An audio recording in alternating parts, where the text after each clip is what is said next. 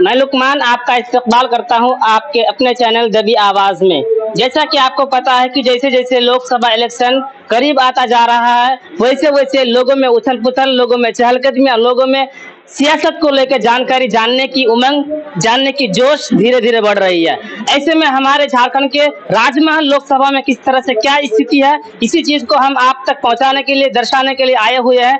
तो आइए हम जानने की कोशिश करेंगे कि ये इस वक्त क्या स्थिति है झारखंड के राजमहल लोकसभा में। तो इस वक्त हम बातचीत करने के लिए हमारे साथ मौजूद है मनीरामपुर पंचायत के पूर्व मुखिया और पूर्व जिला परिषद हाजीकुल आलम साहब, इनसे भी हम बातचीत करेंगे। इसके अलावा दूसरे जो नेता हैं इनसे भी हम वार्तालाप करने की कोशिश करेंगे और क्या अपडेट है आप तक पहुंचाने की कोशिश करेंगे। आइए सबसे पहले हम मिलते हैं पूर्व जिला परिषद हाजीकुल आलम से। सर, आपको मैं सबसे पहले ये पूछूंगा कि इस वक्त राजमहल लोकसभा में जो स्थिति है, ये स्थिति क्या है, ये थोड़ा बता दीजिए।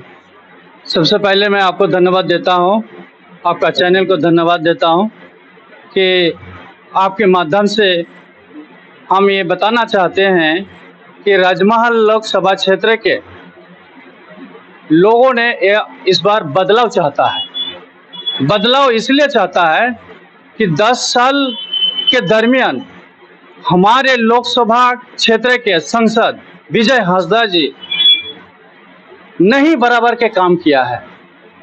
कोई पंचायत में ऐसा कुछ दिखने नहीं मिलेगा कि कुछ काम किया है, विकास का काम किया है। यदि अगर विकास का काम किया होता तो आज लोग इतना नाराज नहीं होता। देखिए, हमारे सांसद जी 10 साल है, लेकिन यहाँ मजदूर पलायन कर रहा है। किस लिए? यहाँ से कुछ रोजगार नहीं है, इसीलिए 10 साल वो अपना सांसद रहा। यहाँ दिल्ली जाने के लिए कोई सुविधाजनक यहाँ ट्रेन का ठहराव नहीं किया। यहाँ हॉस्पिटल है हमारे पाकुड़ जिला में, कोई सुविधाजनक ऐसा कुछ नहीं किया है, जो कि लोग यहाँ के लोग बंगाल जाना पड़ता है। एक फोड़ा जो अगर हो जाता है तो उस फोड़ा के लिए माने ऑपरेशन करने के लिए उसको बंगाल रेफर किया जाता है। शर्म की बात है, दुख की बात है। दूसरी बात है कि लोग आशा भरोसा किया था कि हमारे मैंने सांसद जो कि थॉमस हांसदा जी के लड़के हैं, उनके भी अंदर जो जोश था वो जोश इनके अंदर दिखाई देगा, लेकिन ऐसा कुछ नजर नहीं आया। दूसरी बात है कि लोग एक आशा लेके बैठा था कि यहाँ कोयला उद्योग फैक्ट्री खुला हुआ है, तो यहाँ के लोग का एक सोच था कि हम लोग विजय हांसदा को जिता के पार्लियामेंट भेजे हैं तो कहीं ना कहीं हम लोग को रोजगार मिलेगा, यहाँ के लोग को जलावन के लिए कोयला का सुविधा देंगे, लेकिन ऐसा कुछ किया नहीं। पता नहीं इनका मन में क्या है, नहीं है। लोगों को सुविधा देने का इच्छा है कि नहीं है, मेरा समझ में तो नहीं आ रहा है। अब क्यों नहीं कर रहा है, ये तो हमारे विजय हांसदा सांसद जी बता पाएंगे। सर, हम ये पूछना चाहेंगे आपसे कि आपने कहा कि विजय कुमार हांसदा जो है ये इस वक्त पूरे 10 साल अपने कार्यकाल में बिताए, लेकिन विकास की अगर बात करें तो 0 पे हैं। तो इसीलिए आपने उनका नाम लिया कि उनके अपोजिशन में जो अभी खड़े हैं निर्दलीय पार्टी से, वो है लोबिन हेम्ब्रम जी। मैं ये पूछना चाहूंगा कि आप लोबिन हेम्ब्रम को क्यों सपोर्ट कर रहे हैं? आपके सामने जो है ताला मरांडी बीजेपी से है, या इसके अलावा AIMIM से जो है पौल सोरेन जी है, उनको भी आप सपोर्ट कर सकते थे, लेकिन लोबिन हेम्ब्रम को क्यों? लोबिन हेम्ब्रम को सपोर्ट करने का एक ही मकसद रहा हमारे यहाँ पाकुड़ प्रखंड के लोगों का कि लोबिन हेम्ब्रम जी 5 मर्तबा विधायक चुने हुए हैं। यदि अगर वो अच्छा काम नहीं करते हैं, विकास का काम नहीं करते हैं, लोगों के साथ जुड़े नहीं हैं, तो कैसे वो 5 बार वो विधायक बन गया? ये सोच के हम लोग उनसे जुड़े ताकि हमारे राजमहल क्षेत्र का विकास हो। अभी विनाश हुआ है, विकास के जाने के लिए हम लोग उससे जुड़े हैं ताकि आने वाला दिन में वो जीते और जीते यहाँ के लोगों के लिए सुविधाजनक कुछ काम करे। यहाँ पर बीड़ी फैक्ट्री, बीड़ी हॉस्पिटल है, हाथी का दांत जैसा दिखाई दे रहा है। एक तो दिखावन के लिए, एक तो खाने के लिए होता नहीं है, उसी टाइप का पड़ा हुआ है। कोई कुछ नहीं सुविधा है, ना मैंने डॉक्टर है, ना दवाई है, कुछ है, खाली ऐसा ही खड़ा है। तो आखिर यहाँ के लोग का तो आशा है कि यहाँ का बेड़ी मजदूर जो करते हैं, तो उन लोग तो चाहते हैं कि हम लोग जो बेड़ी मजदूरी के दरमियान हम लोग को कुछ हो जाता है बीमारी, वहाँ कुछ इलाज के लिए, तो हम लोग को फ्री इलाज होगा। बंगाल में देखिए कितना सुविधाजनक उन लोग को इलाज हो रहा है। तो अच्छा, ये भी एक सवाल करूंगा कि ऐसा तो नहीं है जो लोग कुछ बात ये कर रहे हैं कि लोबिन हेम्ब्रम के निकल जाने से या पार्टी से बगावत करने से और AIMIM के आने से कहीं ना कहीं बीजेपी को फायदा हो रहा है, इस पे कौन बोलना चाहता है? तो सर, आपने सुना कि लोबिन हेम्ब्रम बगावत कर लिया है JMM से और एक तरफ AIMIM से जो है पॉल सोरेन भी आ गए हैं। ऐसी स्थिति में क्या बीजेपी को फायदा नहीं हो रहा है? कोई फायदा नहीं हो रहा। काहे के लिए फायदा होगा? हम लोग वोट कट रहा है ना सर। नहीं, काहे वोट कटेगा? डायरेक्ट जितना वोट है ये डायरेक्ट हम माने लोबिन हेम्ब्रम का पक्ष में जा रहा है, तो बीजेपी को जीतने का कोई सवाल ही नहीं है। बीजेपी कौन चीज होता है जो जीतेगा? हम लोग झारखंड मुक्ति मोर्चा ने अब जो इस बार नाम हुआ है महागठबंधन, तो हम लोग सारे लोग महागठबंधन में वोट देते हैं, इसलिए महागठबंधन जीतता है। तो सारे लोग तो हम लोग लोबिन हेम्ब्रम को वोट दे रहे हैं, तो काहे जीतेगा बीजेपी? बीजेपी जीतने का कोई सवाल ही नहीं है। वोट काट रहा है एक तरफ, कुछ ही लोग जो है AIMIM वाले ले गए, कुछ जो है JMM जी नहीं, आदमी बेवकूफ नहीं हो गया है। जे मैंने AIM के पक्ष में भी क्या करेगा और लोबिन हेम्ब्रम का पक्ष में भी क्या करेगा। सारी राजमहल लोकसभा अवगत हो गया है, एकदम टोटल।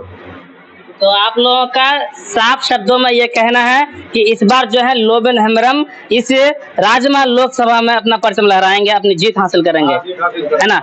अच्छा, इनसे हम भी बातचीत कर लेते हैं। आपकी क्या दिलचस्पी है इसमें? लोबिन हेम्ब्रम के साथ क्या दिलचस्पी है? वो बहुत अच्छा काम किया 5 साल। तो हाजी जी तो बोला ना, उसी बात का स्थानीय विकास, स्थानीय मुद्दे कुछ काम करेंगे इसमें? एकदम 1932 का खतियान मांग रहा है, स्थायी नीति का बात कर रहा है। उसका जो क्वेश्चन हुआ है ना, बहुत अच्छी बात बोले है, इसलिए आदमी उस पर विश्वास कर रहे हैं लोग। एकदम विश्वास है। चलिए, तो देखते हैं। अब हम आपको बताने की ये कोशिश करेंगे कि धीरे धीरे जैसे जैसे इलेक्शन करीब आता जाएगा, वैसे वैसे हम पब्लिक का क्या रिएक्शन है आप तक इसी दबी आवाज के माध्यम से पहुंचाने की भरपूर कोशिश करेंगे। पहले आइए हम हमारे साथ आपको दिखाते हैं कि कुछ युवा चेहरे भी हैं। युवा चेहरे से पूछ लेते हैं कि किन मुद्दों को लेके इस बार ये बढ़ चढ़ कर हिस्सा ले रहे हैं राजनीति में। आप लोग युवा हैं, क्या सोच रहे हैं? विकास के ऊपर वोट करेंगे या फिर पार्टी देख के, नेता देख के, चेहरा देख के सामने आ चुके हैं? देखिए, अभी का जो वर्तमान समय है, जितने भी युवा हैं, जितने छात्र हैं, जो यहाँ के मूलवासी हैं, जो यहाँ के आदिवासी हैं, सभी अभी लोबिन हेम्ब्रम के साथ हैं। लोबिन हेम्ब्रम एक ऐसे शख्स है जो विधायक रहते सदन से लेकर के सड़क तक जन मुद्दों को मंच पर उठाते हैं। झामुमो के लोग, सरकार के लोग उनको बागी बोलते हैं। यहाँ की जनता की आवाज को उठाते हैं, क्या उनको हम बागी कहेंगे? यहाँ के जनता के दिल में वो बस गए हैं, यहाँ के युवाओं के दिल में बस गए हैं। अच्छा सर, आपने सुना कि अभी अभी जो है आलमगीर आलम साहब की क्या स्थिति है, उन पे क्या कुछ बोलना चाहेंगे मंत्री आलमगीर आलम की स्थिति पर? देखिए, जो जैसे कर्म करेंगे वो भुगतना करनी वैसे भरनी। बिल्कुल बिल्कुल। वो तो कह रहे हैं, कांग्रेसी कह रहे हैं कि ये सरासर इल्जाम है बीजेपी वालों की तरफ से। देखिए, यहाँ की जो झारखंड सरकार है, लोगों ने बहुत उम्मीद के साथ हेमंत सरकार को गद्दी पर बैठाया था कि यहाँ के लोगों का हित के काम में आएंगे, जनहित के काम में आएंगे, यहाँ के लोगों के लिए काम करेंगे, लेकिन वो सपना साकार नहीं हो सका। ये लोग सिर्फ लूटने में रह गए हैं। तो ऐसे लोगों पर हम कैसे विश्वास करें? आज जितने भी जेल में है, पंकज मिश्रा से जब शुरू हुआ तो आवाज उठाने वाले वही लोबिन हेम्ब्रम थे। पहाड़ को खोद खोद करके बर्बाद कर रहे थे अवैध रूप से, वो भी उसकी आवाज को उठाने वाले वही लोबिन हेम्ब्रम। इस मुद्दे पे कोई चर्चा नहीं हो रही थी? कोई चर्चा नहीं हो रही थी, जिसके कारण आज देख रहे हैं पंकज मिश्रा जेल में, उनके जितने भी इर्द गिर्द लोग सब जेल जा रहे हैं। शुरुआत करने वाले वही लोबिन हेम्ब्रम है। अच्छा, ये बात है। तो युवा किसके साथ है? लोबिन हेम्ब्रम के साथ। आप भी एक युवा हैं, क्या सोच रहे हैं? राजनीति, राजमहल लोकसभा की राजनीति को किस नजरिए से आप देख रहे हैं, कैसा लग रहा है? देखिए, जैसा कि हम लोग जानते हैं कि हम लोग राजमहल लोकसभा जो पड़ता है खास करके पाकुड़ जिला और साहिबगंज जिला के अंतर्गत आता है, और दो जो जिला सटा हुआ है, एक गोड्डा, एक दुमका। जैसा कि हमको पूरा झारखंड में सबसे जो निरक्षर जिला कहा जाता है वो पाकुड़ जिला है और साहिबगंज जिला। तो 10 साल सांसद रहने के बावजूद शिक्षा को तो इतना गिरा दिया है और अच्छा होना चाहिए था और गिरा दिया है। तो ऐसे सांसद को क्यों वोट देगा आदमी, बताइए तो। ऐसे सांसद को हम लोग नहीं चाहते हैं कि वो सिर्फ ठेकेदारी करे। वो 10 साल सिर्फ ठेकेदारी करने का काम किया है। हम लोग नहीं चाहते इस बार वो ठेकेदारी करे। हम लोग जाके गांव-गांव में रिपोर्टिंग करते हैं तो कुछ लोग ये भी बोलते हैं कि अगर हम विजय कुमार हांसदा को वोट ना दें तो वोट इधर उधर कट जाएगा, बढ़ जाएगा, फिर बीजेपी का फायदा हो जाएगा, बीजेपी सीधा जीत जाएगा। देखिए, लोगों को संदेश क्या देना चाहते हैं? लोगों को संदेश यही देना चाहते हैं कि वोट झारखंड मुक्ति मोर्चा कौन देता है? या तो मुसलमान देता है या तो आदिवासी देता है। 100% 33% मुसलमान यहाँ के संख्या है और 33% कम से कम हो जाता है 5,40,000 वोट। वो टोटल वोट झारखंड मुक्ति मोर्चा लाता है मोटा मोटी 4.5 से 5 लाख। ठीक है, इस बार जितना भी मुसलमान हम लोग हैं और आदिवासी मूलवासी हैं, सभी लोग हम लोग लोबिन हेम्ब्रम का वोट देने जा रहे हैं इस बार, और एक तरफा लोबिन हेम्ब्रम को वोट दिया जाएगा। लोबिन हेम्ब्रम की जीत पक्की? हाँ, 100% जीत पक्का है इस बार। तो चलिए, जनता फैसला करेंगे इस पर। सर थोड़ा सामने आ जाए तो बेहतर होगा। सर भी युवा है, एजुकेटेड पर्सन हैं, एजुकेशन से जुड़े हुए हैं। थोड़ा इनसे भी चर्चा कर लेते हैं कि आप क्या सोचते हैं। थोड़ा सर आप पीछे, थोड़ा सा सर। सर आप किस नजरे से देख रहे हैं इस वक्त की राजमहल लोकसभा की क्या स्थिति है आपकी नजर में? देखिए, मुद्दा साफ है, क्योंकि हम लोग देखते आ रहे हैं चारों तरफ, सर माहौल को थोड़ा समझिए, चारों तरफ हाहाकार है। लोगों की सिर्फ नजर इस बात पर टिकी हुई है कि इस बार राजमहल लोकसभा की गद्दी पे कौन बैठने जा रहा है। चारों तरफ हाहाकार है। जैसे कि सर ने बताया कि लोग प्लान कर रहे हैं, छोटे छोटे बात को लेकर जो है अस्पताल से रेफर किया जा रहा है। वही बात हम बोलने जा रहे थे कि हमारे यहाँ जो है मुद्दा साफ है, और हम लोग जो आशा किए थे 10 साल संसद में भेजकर कि हम लोगों के लिए कुछ करेंगे, लेकिन आज तक पाकुड़ का हालत देखिए, कुछ नहीं हुआ। पूरा राजमहल का देखिए, आज एक नंबर में गिनेंगे स्कूल की तरफ देखिए, स्कूल में 3 से छात्र है लेकिन एक टीचर है, वो भी पारा टीचर है। स्कूल का हालात का देखिए, इसका मुद्दा कोई नहीं उठाता है। आप देखिए आज हॉस्पिटल, आज तक कोई यहाँ पर अच्छा हॉस्पिटल नहीं बना है। देखिए, हम लोग अगर मेडिकल चाहते हैं यहाँ पर तो आज तक मेडिकल नहीं बना है। कितने साल तक यहाँ कांग्रेस का राज रहा, झारखंड मुक्ति मोर्चा का राज रहा, लेकिन कोई काम कुछ नहीं किया है।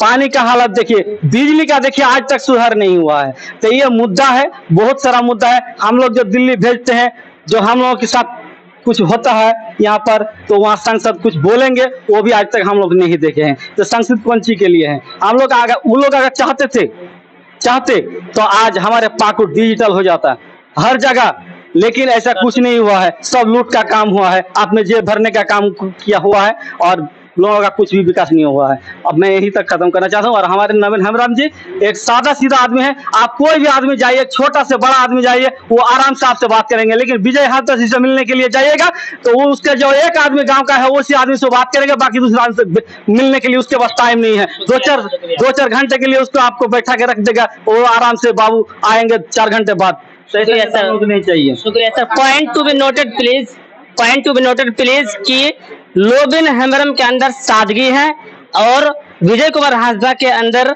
सादगी नहीं है। लोग बात करने के लिए 10 बार लोगों को सोचना पड़ता है। पॉइंट आपकी यही है। विकास के ऊपर सर ने बोला कि विकास की स्थिति क्या है। बहरहाल लोगों के अपने अपने विचार हैं, अपना ओपिनियन पेश कर रहे हैं। अब जनता जनार्दन इस मुद्दे पर फैसला करेंगे कि किसको इस बार राजमहल लोकसभा का चेहरा देखना चाहते हैं, किसको बनाएंगे। और हम आपको हर पार्टी की क्या स्थिति है यही दिखाने की कोशिश करेंगे दबी आवाज के माध्यम से। साथ ही आपको मैं बता दूं, ये विश्वास दिला दूं कि जनता जनार्दन की क्या राय है, क्या सोच विचार कर रहे हैं आपस में, वो भी हम इसी दबी आवाज के माध्यम से आप तक पहुंचाने की कोशिश करेंगे। जब तक बने रहिए हमारे साथ दबी आवाज में। धन्यवाद।